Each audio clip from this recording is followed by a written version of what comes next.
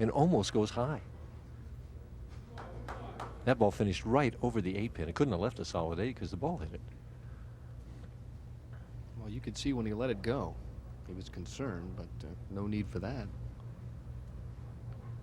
Up by 22 and really could apply the pressure if he strikes here.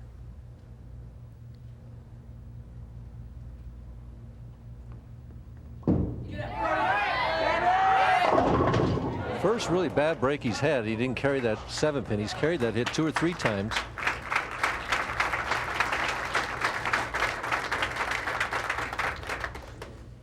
$21 pins if he makes the spare.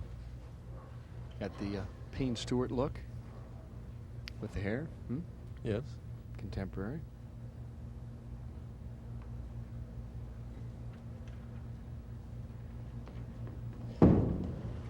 Never a doubt. Why do you keep saying that? You were a good spare shooter. Valdovino's got a strike right here, Dan. This is the biggest shot of the match for him right here. Okay. In my opinion. Yeah. 2-4-5 on the right-hand lane the last trip. Let's see if he makes the adjustment.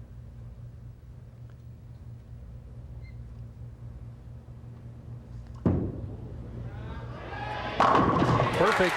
Now he needs one more. He can't be satisfied with that one. That cuts it to 11. One more cuts it to 1. Now he's looking at that rack and he wants to re-rack. He learned. That was his first order of business and he's going to get it.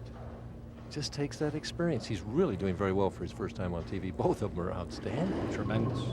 Aren't you glad you're not bowling one of those two? Yes. The honesty of Mike Durbin, my partner. He wants another one. He's asking for another re-rack. He says, I got 3 and you didn't give me that one in the second frame, so I'm going to use them all here. You think he's buying Tyler, or does he just not like the rack? No, I think he doesn't like the rack. He knows that this is his more difficult lane, and he knows how important this shot is.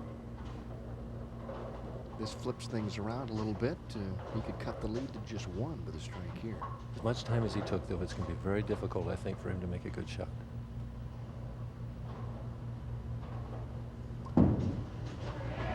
But he did, and he carried. Oh, we got a ball game here. Valdovino with a classic strike in frame number 8. Watch it. See what hits the 10-pin here. This ball comes in what they call the old can opener hit. It's going to open up. And I never did. I couldn't tell yet what hit that 10-pin. The 6-pin moved to the right. The ball splits the 5-6 there. Yeah. It's kind of a weird hit. Good result. 8th frame action now for Alpert, and time to get back to striking.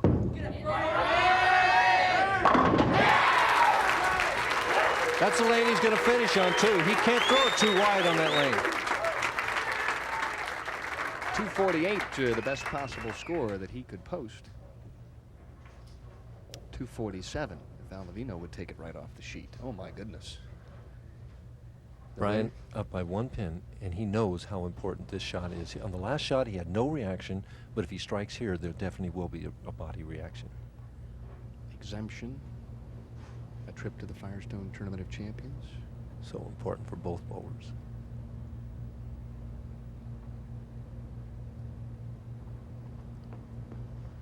Oh, just perfect. The crowd is really into this. He couldn't have thrown this ball any better.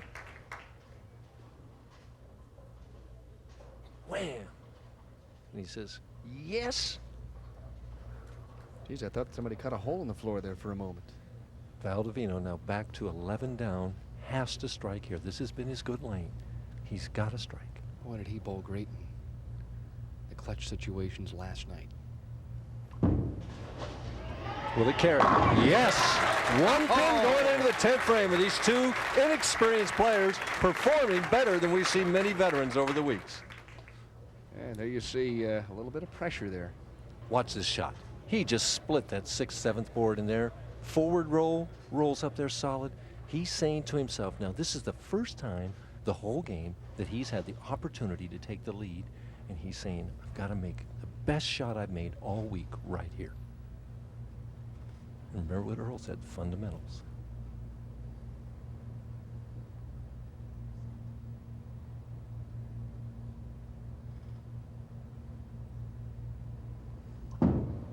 Will it get there? No. But he is not out of it. He got 9. That puts him 2 pins behind.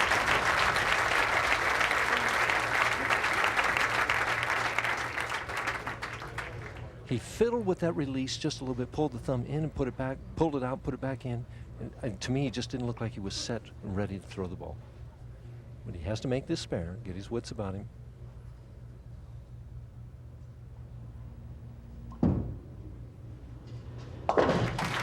Strike here is very important, Dan. Possibility to shoot 226, which is pretty good for an opening championship try. We could have a tie. Well, that would add to the fun. I know that John Saunders and Tom Mees would love to see a tie, and maybe a tiebreaker. Strike finishes at 226. He needs it desperately.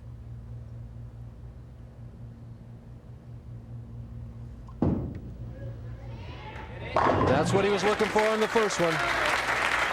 Well, a nice round of applause from the jam-packed crowd here at Earl Anthony's Dublin Bowl for Ray Valdovino.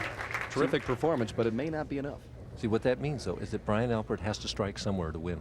He needs to fill 19 pins in the 10th frame in order to win. If he strikes this first ball, it's all over. If he gets 9, he must make it.